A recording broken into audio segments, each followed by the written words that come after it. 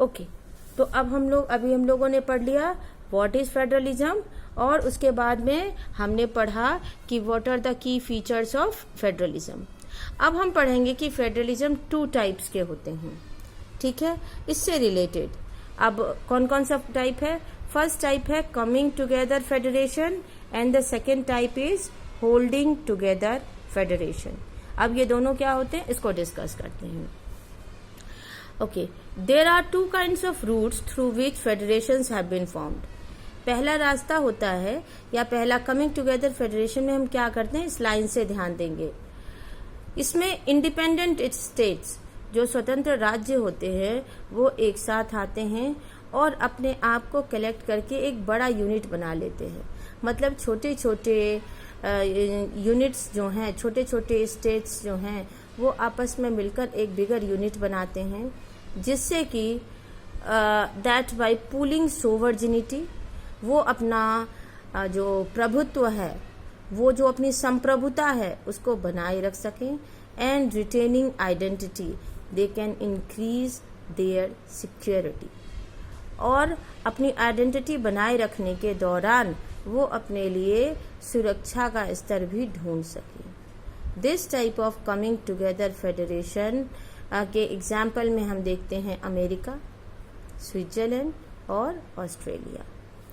In this first category of federations, जितने भी constituent states होते हैं, यूजुअली इन सभी के पावर्स एक जैसे होते हैं और ये एक जैसे ही स्ट्रांग भी होते हैं, मजबूत भी होते हैं।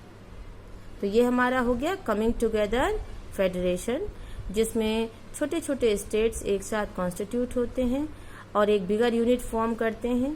क्योंकि आपने देखा होगा ना, एक सिंगल छड़ी का एग्जाम्पल आपने एक स्टोरी पढ़ी होगी कि एक लकड़ी की एक डंडी जो है उसको अकेले तोड़ना आसान होता है, लेकिन जब वैसे पतली पतली 5-6 स्टिक्स को if we are going to collect and combine together, इसके बाद में अगर उसको तोड़ने के लिए कहा जाए तो दे प्रूफ दैट दे बहुत ज़्यादा स्ट्रांग हो जाती हैं, वो मजबूत हो जाती हैं और वो आसानी से नहीं टूटती हैं। यहाँ पर भी यही होता है। कमिंग टुगेदर फेडरेशन में भी कई बार इसी तरीके से अगर किसी एक के साथ कोई परेशानी आती है तो other members of the federation जो है दूसरे को हेल्प करता है। सेकेंड है हमारा,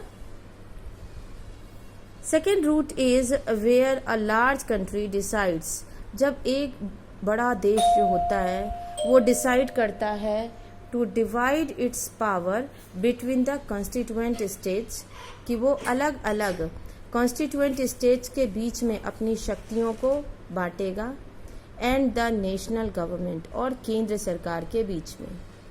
मतलब अलग अलग लेवल के लिए गवर्नमेंट बनेगी, नेशनल गवर्नमेंट अलग और स्टेट गवर्नमेंट अलग। इंडिया, स्पेन, बेल्जियम जो हैं वो इसी तरीके के एग्जाम्पल हैं।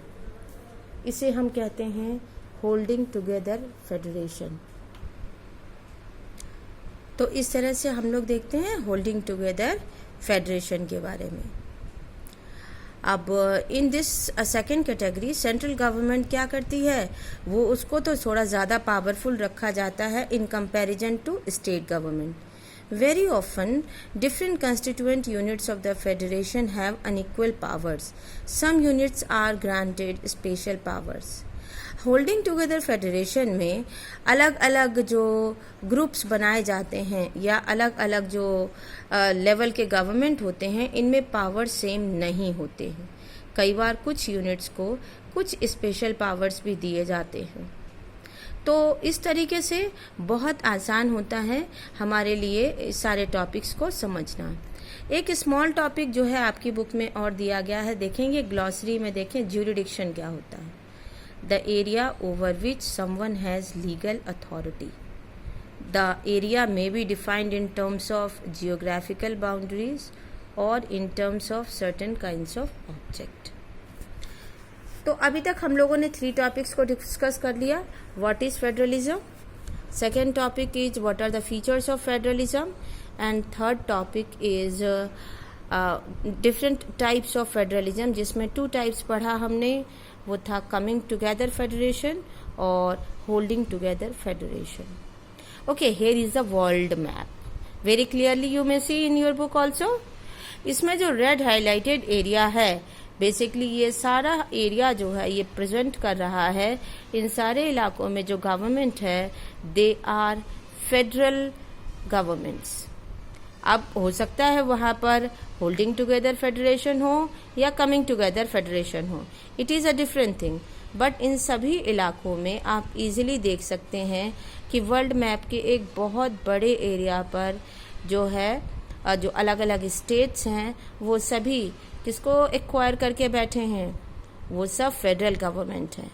क्योंकि फेडरल गवर्नमेंट एक ऐसा सिस्टम होता है, आफ्टर यूजिंग दिस सिस्टम बहुत आसानी के साथ में we may proceed with our governing forms, because in this way बहुत आसानी के साथ में कोई भी सरकार जो है पावर्स को अलग अलग लेवल पर डिवाइड कर देती है, और ये डिवीजन जो है it always helps to gain integrated society, because इसमें जो डिफरेंसेस होते हैं, जो कन्फ्लिक्ट्स होते हैं, उनको बहुत आसानी से हम लोग क्या कर सकते हैं, सॉर्ट आउट कर सकते हैं। Okay then, thank you.